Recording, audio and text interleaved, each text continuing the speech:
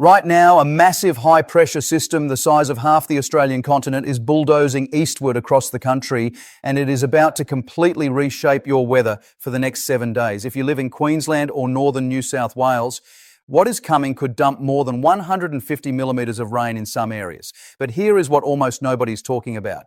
That same system pushing all this moisture north is also dragging a cold southerly change that will drop temperatures dramatically across Victoria, Tasmania and southern New South Wales. So which side of this weather battle are you on? Stay with me, because at around the 3-minute mark, I am going to break down exactly when the heaviest rain hits your city, hour by hour, so you know precisely when to prepare. Let me paint the picture of what is happening right now, Thursday the 12th of February. Picture a giant bulldozer made of air. That is essentially what this high-pressure belt is doing. It is sitting in the southwest corner of Australia and ploughing eastward, shoving everything, every cloud, every front, every storm system towards the Tasman Sea. As it moves, it is pulling up a cold southerly wind that stretches all the way from Western Australia across to Victoria and now pushing into New South Wales. That cold front has already swept through Tasmania and Victoria. By tonight, it will have cleared the Australian Capital Territory entirely. But here is the twist most people are missing. While the south gets cooler and drier, the north is about to get hammered. There is a convergence zone forming right through the centre of Australia where that high pressure from the south collides with low pressure sitting up in the tropics and another lazy low hovering over the Coral Sea. When high pressure meets low pressure like this, the isobars squeeze together, winds accelerate, and moisture gets pulled down from the tropics like a fire hose. The result? Severe thunderstorms, flash flooding risk, and potentially dangerous downpours across a massive stretch of Queensland and northern New South Wales over the next 4 to 5 days. Now, let me give you the city-by-city breakdown I promised. Do not skip ahead because the timing changes dramatically depending on where you are. Brisbane. Friday the 13th of February is your key day. Rain bands will be pushing in from the west through the morning, intensifying through the afternoon. There is a fine line here, and this is critical. Some of the heaviest rainfall, potentially 100 to 150 millimetres, is forecast to fall just offshore near the Sunshine Coast. If that rain band shifts even 30 or 40 kilometres inland, Brisbane and the Sunshine Coast could see serious flooding. Peak intensity is Friday afternoon into Friday evening. By Saturday morning, the heaviest falls should ease, but showers will linger through the weekend. Do not let your guard down on Saturday, though, because a secondary pulse of moisture is forecast to push through again. Gold Coast and northern New South Wales, you are in the firing line from Friday evening onward. The convergence zone shifts southward through the weekend. By Sunday the 15th, the severe weather box, and I want to be clear, this does not mean everyone in this zone gets hammered, but it means the risk is elevated that box shifts squarely over northern New South Wales. The Northern Rivers region around Lismore, Ballina, Byron Bay, this area needs to be paying very close attention. Heavy downpours, severe thunderstorms, and flash flooding risk peak on Sunday afternoon and evening. Given what those communities have been through in recent years, please take this seriously and have a plan ready. Sydney. Here is something that might surprise you. Despite all this chaos to the north, Sydney stays largely dry through the entire weekend. The cold front that swept through on Thursday clears out, and high pressure settling to the south keeps conditions stable. Friday, Saturday, Sunday, mostly dry for Sydney.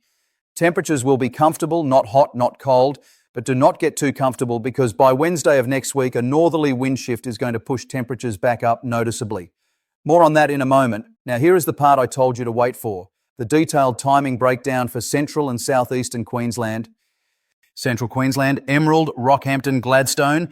The thunderstorms that were building over central Australia on Thursday night are tracking northeast. They reach central Queensland Friday morning. Expect the first heavy cells between 6 in the morning and 10 in the morning local time. Peak intensity hits between 2 in the afternoon and 8 in the evening on Friday. Rainfall totals could reach 60 to 80 millimetres in localised areas, potentially more under severe thunderstorm cells. By Saturday morning, the heaviest activity eases but does not disappear. Scattered showers and thunderstorms continue through Saturday and into Sunday. Southeast Queensland, Toowoomba, Ipswich, Brisbane, Sunshine Coast and the hinterland. Rain arrives later on Friday, building through the late morning and early afternoon. The peak window is Friday 3 in the afternoon through to midnight.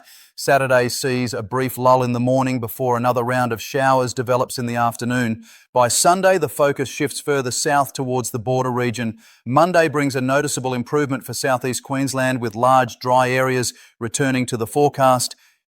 Melbourne, you're on the dry side of this entire system, and honestly, you are going to have a beautiful weekend. High pressure is firmly in control. Friday, dry. Saturday, dry with a gentle easterly breeze. Sunday, still dry. The only thing to watch is a slight temperature increase heading into early next week as northerly winds develop. By Monday and Tuesday, that warm northerly flow pushes down from the interior. Do not be surprised if Melbourne hits the low 30s by midweek. But here is what is interesting. There are hints of a cool change arriving around Wednesday, with a line of showers potentially moving through from South Australia. That could bring a dramatic temperature drop within hours. I will be watching that closely in the next update. Adelaide. South Australia is sitting right in the hot seat. Literally, that red zone on the upper atmosphere temperature maps is sinking down over the state. While Friday and Saturday are pleasant enough with high pressure nearby, expect maximums around 28 to 30 degrees with light winds and plenty of sunshine. Enjoy it while it lasts. The heat starts building from Sunday onward. By Tuesday and Wednesday of next week, Adelaide and regional South Australia could see temperatures climbing into the high 30s, possibly touching 40 degrees in inland areas like the Riverland and the Murray-Mallee. If you have elderly neighbours or relatives, check in on them during those peak heat days. That northerly wind really kicks in by midweek and brings the full force of the interior heat with it.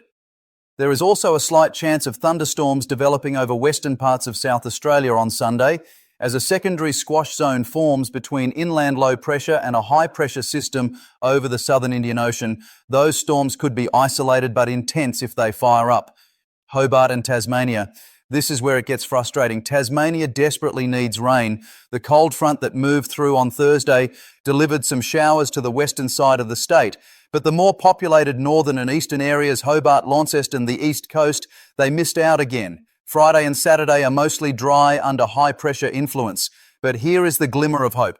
Do not miss this. By Tuesday and Wednesday of next week, there is a line of showers showing up on the models that could move through from South Australia into Tasmania.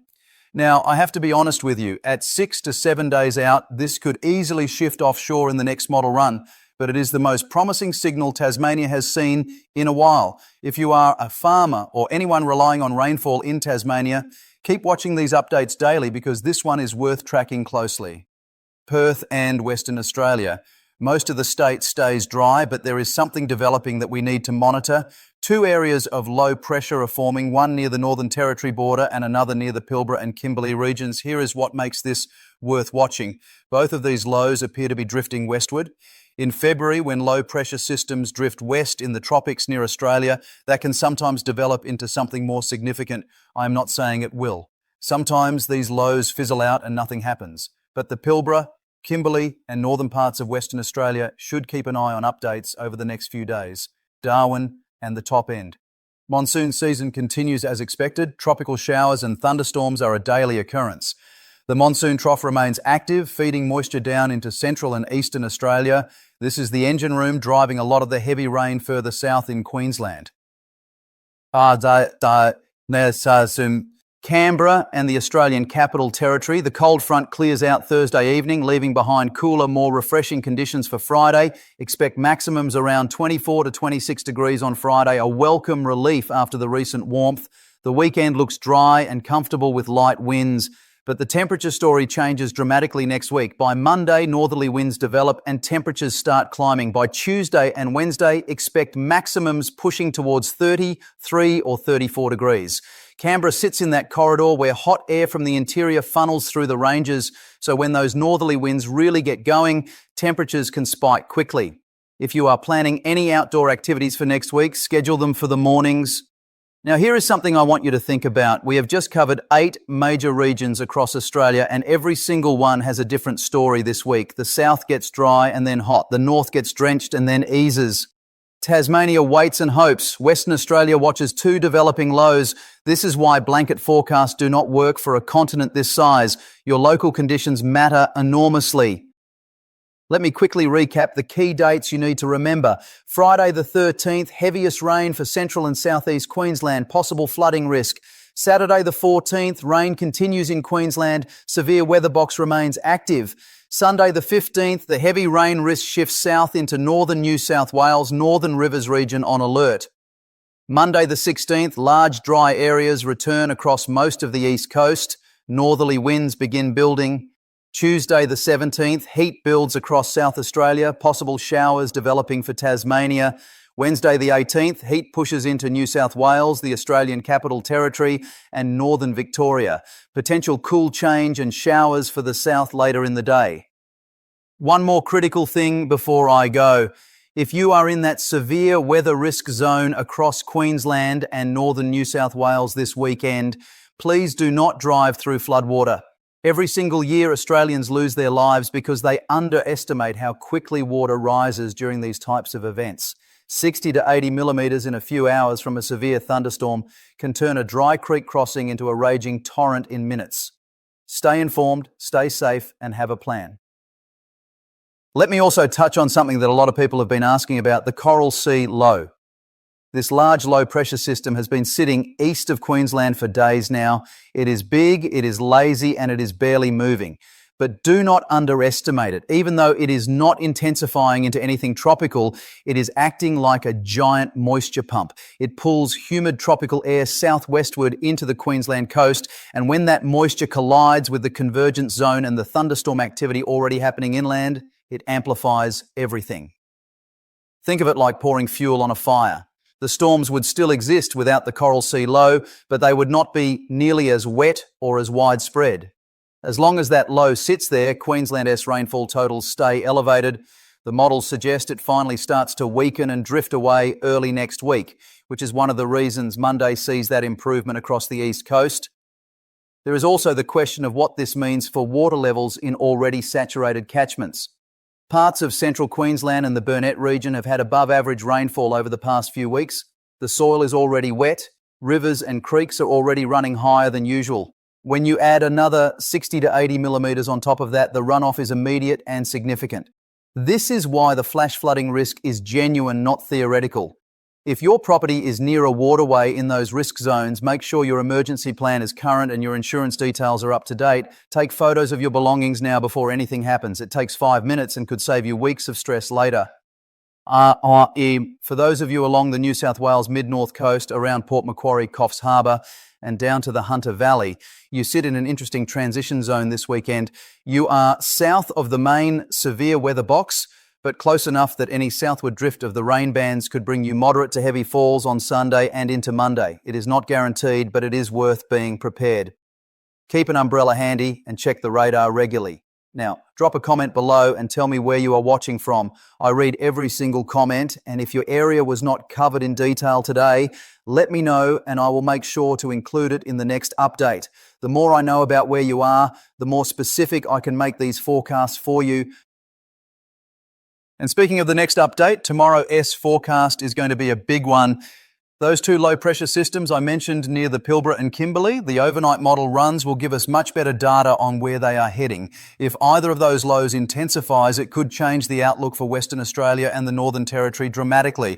Plus, I will have updated rainfall totals from Friday's storms in Queensland, so we will know exactly how much fell and whether the flooding risk is increasing or decreasing heading into the weekend. If you found this forecast helpful, share it with someone in your area who might need it. You will not want to miss that one. I will see you tomorrow.